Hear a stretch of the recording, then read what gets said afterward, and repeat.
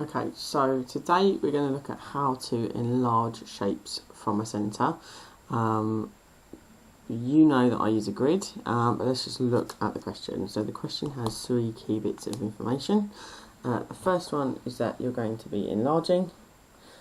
The second one is that you're enlarging from a centre, so you can't just draw it anywhere. It gives you the centre there, and that the scale factor is 3. Okay, so have a look. Make sure you know your question.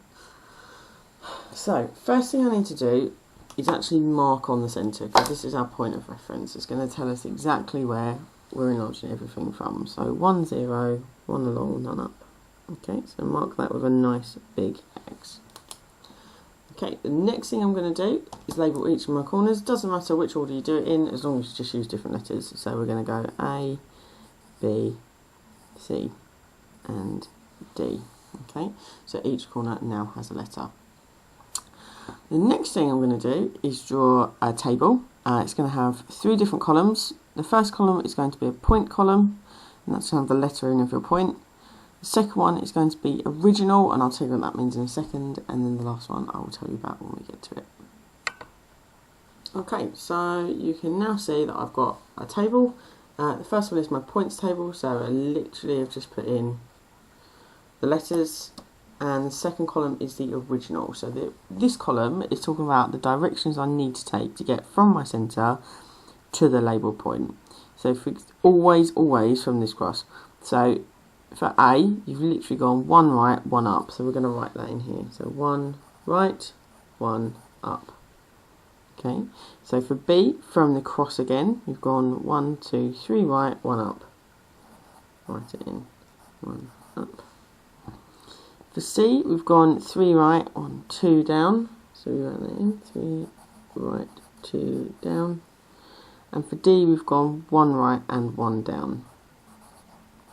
Okay, so you always have to go from that cross. If you don't go from the cross, then this method doesn't work.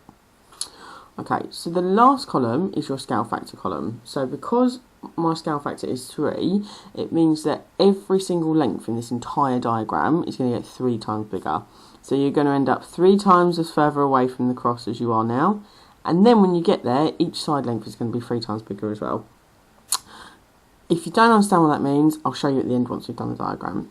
So because it's a scale factor of 3, it's getting 3 times bigger. I'm just going to label this column times 3. You could label it scale factor if you want, but I think putting the actual scale factor in reminds you of what you have to do.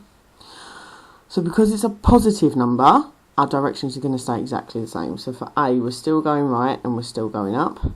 It's just the numbers that are going to get 3 times bigger. So 3 times 1 is 3, and 3 times 1 is 3. So for the new A, instead of going 1 right, 1 up, we're going to go 3 right, 3 up. Okay, let's do that for the rest. So all the directions are going to stay the same.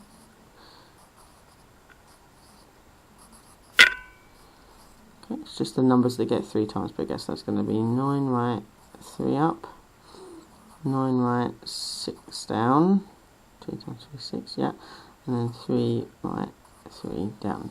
Okay, so we now have our new set of instructions in our scale factor column. Again, we're going from the cross. We always go from that centre when we're counting. So for the new A, I want to start the cross and I go 3 right, 3 up. So 1, 2, 3, 1, 2, 3. Okay, so this is my new A, and because it's my new A, I'm just going to mark it with an A dash. It shows me it's my new one. Okay, so from the cross, for B, we want to go 9 right, 3 up. So 1, 2, 5, 6, 7, 8, 9, 1, 2, 3. And because it's my new B, it's going to be B dash. Okay, so for C, we're going 9 right, 6 down. Well, 9 right goes here. 1, 2, 3, 4, 5, 6. So that's going to be my new C dash. And then for D, we want to go 3 right, 3 down. So 3 right goes here, and then 1, 2, 3 down. And that's going to be D dash. Okay, so the last thing we do now is join up all your side lengths.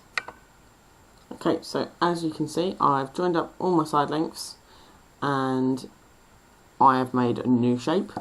I've shaded that in just to make it a little bit clearer for you, but you don't have to. Just to check, let's make sure. So it looks like it's about 3 times further away. That's one diagonal, and then it's 1, 2, 3 diagonals. So that looks about good. Just pick any sides, any straight sides, so horizontal or vertical. So I'm just going to pick AB up here. It was 2 squares long. That should have been times by 3, so it should be 6 squares long.